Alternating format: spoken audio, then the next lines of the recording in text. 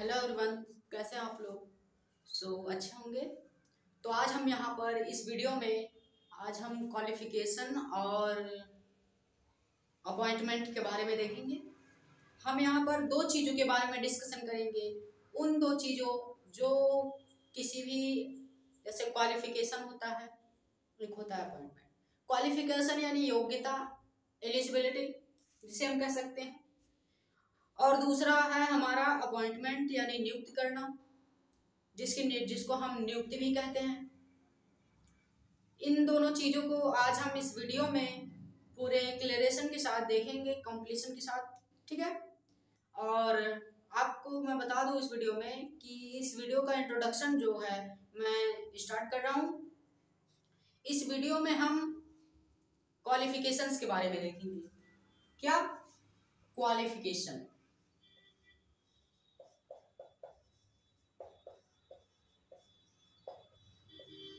Qualification, ठीक है। हम क्वालिफिकेशन के बारे में देखेंगे।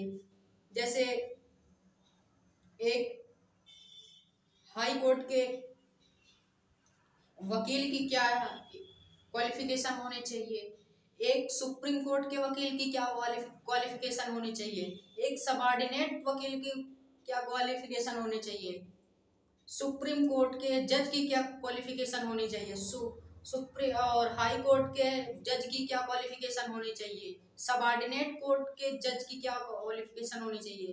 तो आज और प्राइम मिनिस्टर की क्या क्वालिफिकेशन होनी चाहिए, गवर्नर की क्या क्वालिफिकेशन होनी चाहिए, प्रेसिडेंट की क्या क्वालिफिकेशन होनी चाहिए। तो आज हम इन सभी लोगों की क्वालिफिकेशंस को देखेंगे इस वीडियो में, और इन सभी की अपॉइंटमेंट जो करता है, अपॉइंटिंग जो करता है इन लोगों को, हम उसके बारे में देखेंगे।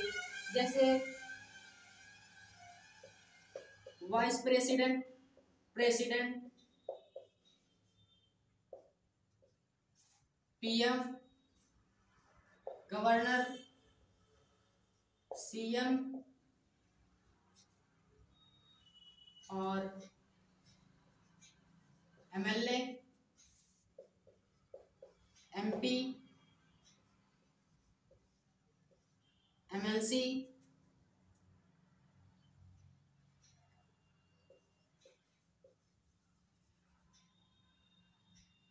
स्पीकर, इटीसी अदरवाइज जो भी। तो इन सभी की क्या क्वालिफिकेशन होनी चाहिए, ठीक है। इन सभी की क्या क्वालिफिकेशन होनी चाहिए, तो इस वीडियो में हम देखेंगे। और इन सभी की कौन अपॉइंटमेंट करता है, क्या अपॉइंटमेंट,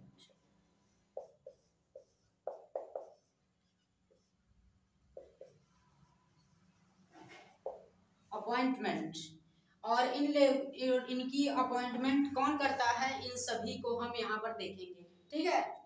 और वैसे भी हमने यहाँ पर शॉर्टकट में लिखा हुआ है वीपी मतलब vice president, P president, PM prime minister, G governor जिसे राज्यपाल कहते हैं, सी चीफ मिनिस्टर, एमएलए विधायक, MLA member of legislative assembly, MP member of parliament, MLC member of legislative council, S speaker, ETC आदि, ठीक है।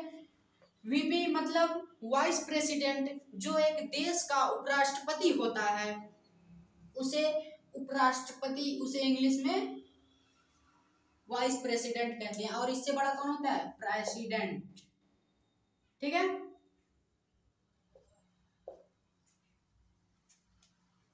और पी मतलब प्रेसिडेंट, जो खुद ही एक राष्ट्रपति होता है।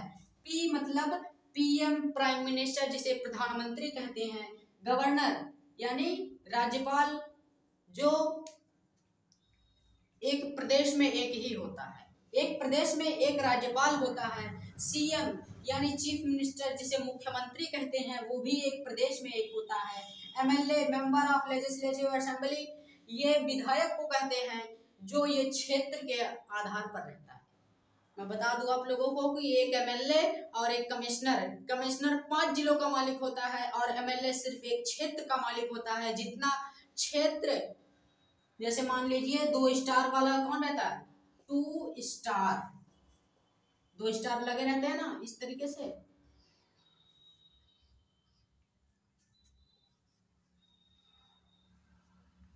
ठीक है, 2 स्टार लगे रहते हैं, वो दरोगा होता है।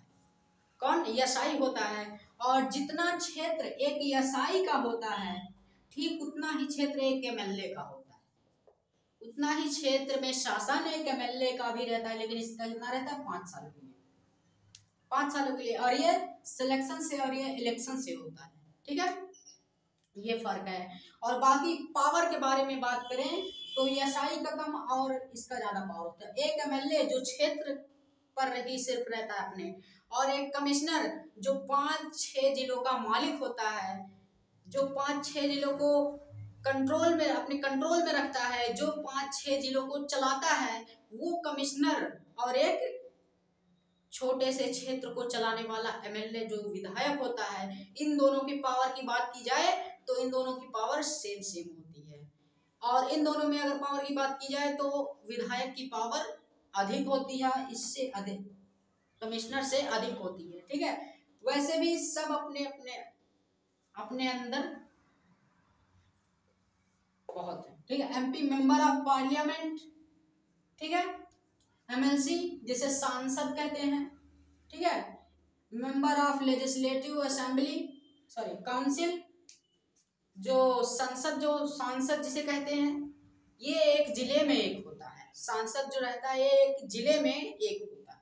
ठीक, स्पीकर जिसे अध्यक्ष कहते हैं, जिसे अध्यक्ष कहते हैं, ये होते हैं जो लोकसभा है उसका स्पीकर कौन करता है, उसकी अध्यक्षता कौन करता है। जैसे लोकसभा का हमने अब इसके पहले वाले वीडियो में बताया है कि इतनी टाइम एट प्रेजेंट में ओम बिरला जी हैं, बीजेपी की सरकार, बीजेपी की तरफ से, और इटीसी आदि। ठीक है, तो इस तरीके से हम आज अपॉइंटिंग और क्वालिफिकेशन देखेंगे। क्वालिफिकेशन की बात करें हिंदी में क्या कहते हैं, तो इसे हम कहते हैं योग्यता। योग्यता। अपॉइंटमेंट की बात करें तो इसे हम कहते हैं नियुक्ति।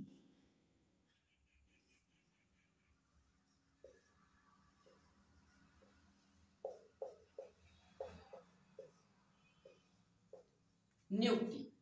ठीक है, तो ये दोनों, इन दोनों की हिंदी है। जिस तरीके से क्वालिफिकेशन को योग्यता कहते हैं, और क्वालिफिकेशन को हम कहीं कहीं एलिजिबिलिटी के रूप में भी लिखते हैं, और अपॉइंटमेंट को हम नियुक्ति कहते हैं। ठीक है,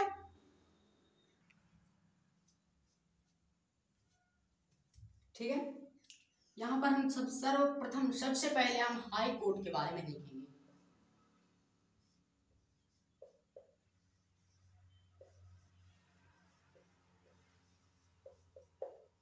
हाई कोर्ट, जिसे हिंदी में बात करें तो इसे उच्च न्यायालय कहा जाता है।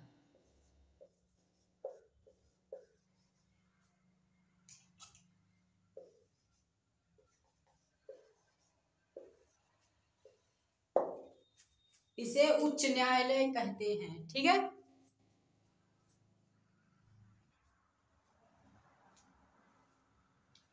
ठीक है, तो यहाँ पर हम उच्च न्यायालय के बारे में देखेंगे। सबसे पहले हम यहाँ पर बात करेंगे उच्च न्यायालय के एडवोकेट की।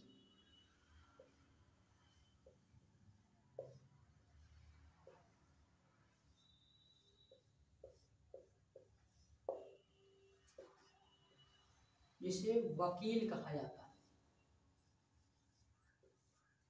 इसे क्या कहते हैं, वकील। ठीक है, एडवोकेट, इसकी योग्यता हम देखेंगे।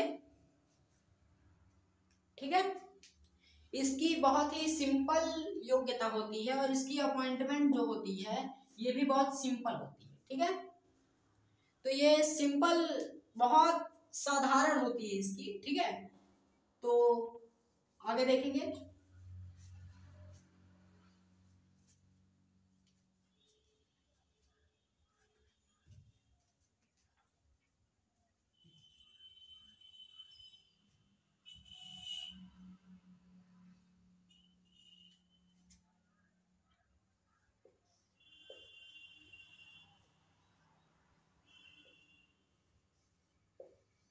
जज,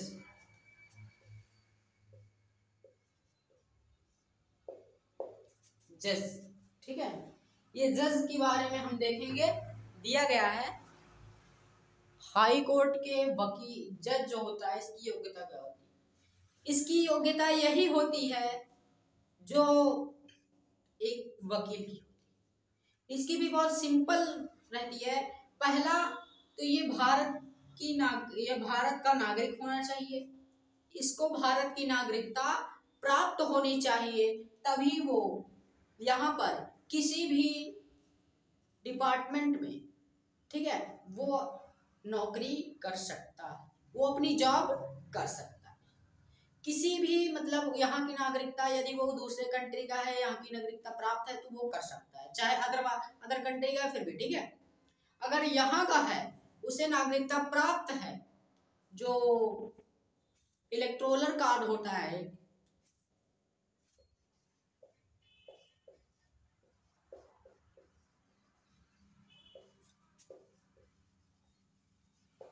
एक होता है इलेक्टोरल कार्ड, ठीक है।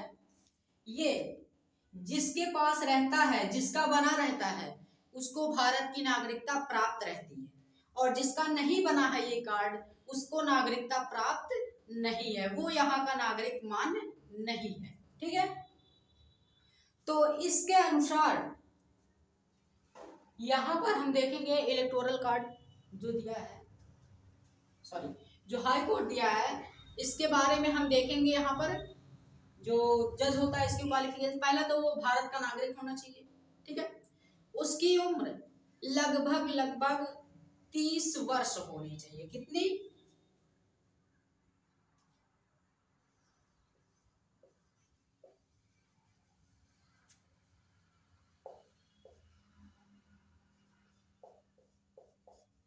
30 वर्ष की आयु,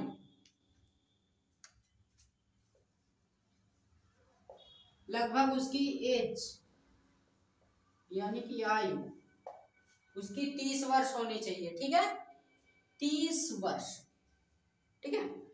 और उसका किसी भी मामले में, किसी भी मैटर में, पुलिस स्टेशन में या फिर कोई किसी ऑफिस में या फिर किसी कचहरी में, किसी न्यायालय में उसका नाम दर्ज ना हो किसी भी मामले के तहत, ठीक है।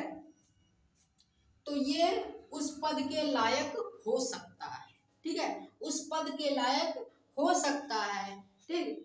और इसके बाद हम बात करेंगे सुप्रीम कोर्ट के बारे में, ठीक यही प्रोसेस उसमें भी चलती है उसकी। और जो हाई कोर्ट का वकील रहता है, सॉरी जज रहता है, उसकी वो तब तक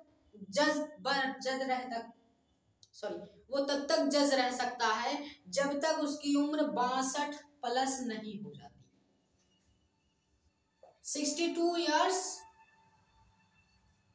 प्लस। जब उसकी उम्र 30 वर्ष से 62 वर्ष तक की हो जाएगी, तब वह इस पद को छोड़ने के लायक, तब उसकी रिटायरमेंट की डेट आ चुकी होगी, ठीक है, तब उसकी रिटायरमेंट की डेट आ चुकी होगी। 62 वर्ष की उम्र तक वह इस पद पर अपना कार्य कर सकता है, अपना काम कर सकता है, ठीक है। इसके बाद देखेंगे हम सुप्रीम कोर्ट के बारे में। उच्चतम न्यायालय,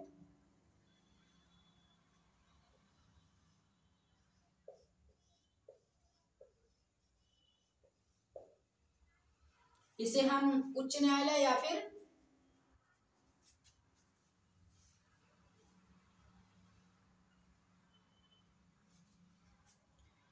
सुप्रीम कोर्ट की एक बहुत खास बात है, जो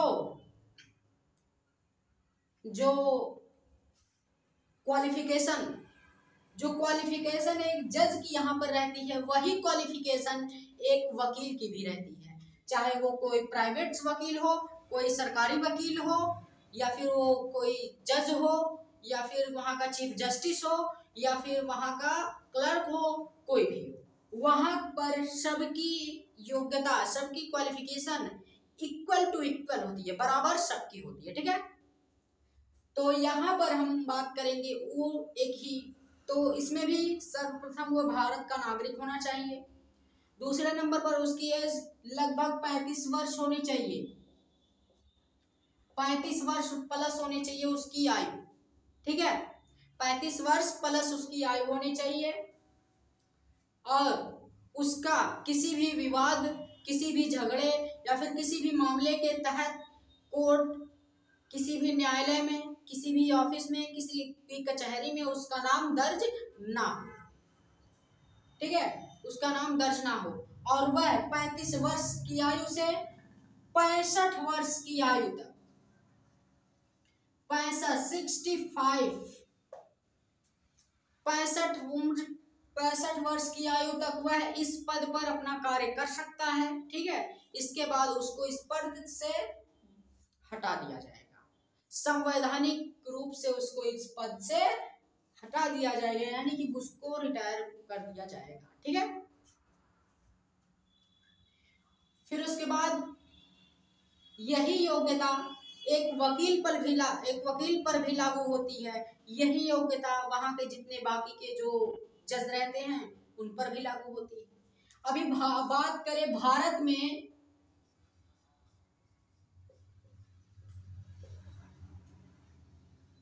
कितने उच्च न्यायालय हैं, ठीक है, ठीक है, हाई कोर्ट, उच्च न्यायालय, हाई कोर्ट, हाई कोर्ट यानी उच्च न्यायालय कितने हैं, तो टोटल है 24 उच्च न्यायालय हैं भारत में। कुल मान लीजिए, कुल इतनी टाइम जितने भी हैं सब 24 हैं, 24 उच्च न्यायालय हैं भारत में, ठीक है। और पूर्वांचल में बात करें हम, ठीक है, भारत के पूर्वांचल तरफ तो मिजोरम, मेघालय, अरुणाचल, असम, ठीक है। मैं यहाँ पर नाम लिख दे रहा हूं, देख लीजिए आप लोग।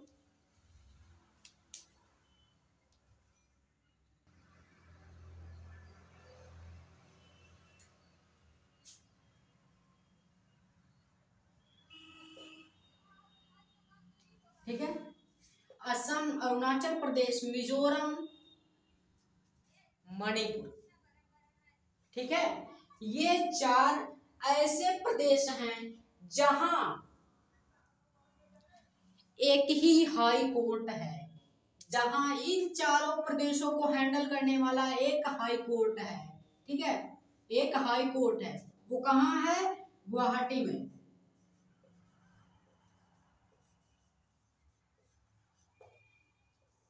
यहाँ पर यह हाई कोर्ट मौजूद है एट प्रेजेंट में, एट करंट टाइम में यह हाई कोर्ट गुवाहाटी में स्थित है। और असम, अरुणाचल प्रदेश, मिजोरम, मणिपुर, इन 4 राज्यों में एक ही हाई कोर्ट है जो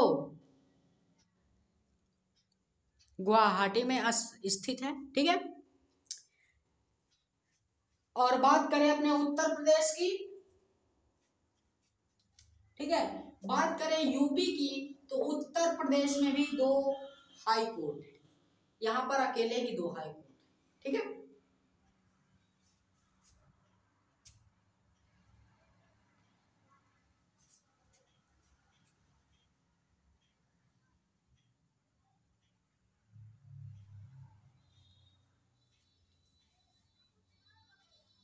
यहाँ पर सॉरी, ठीक है, यहाँ पर मणिपुर नहीं, यहाँ पर नागालैंड रहेगा।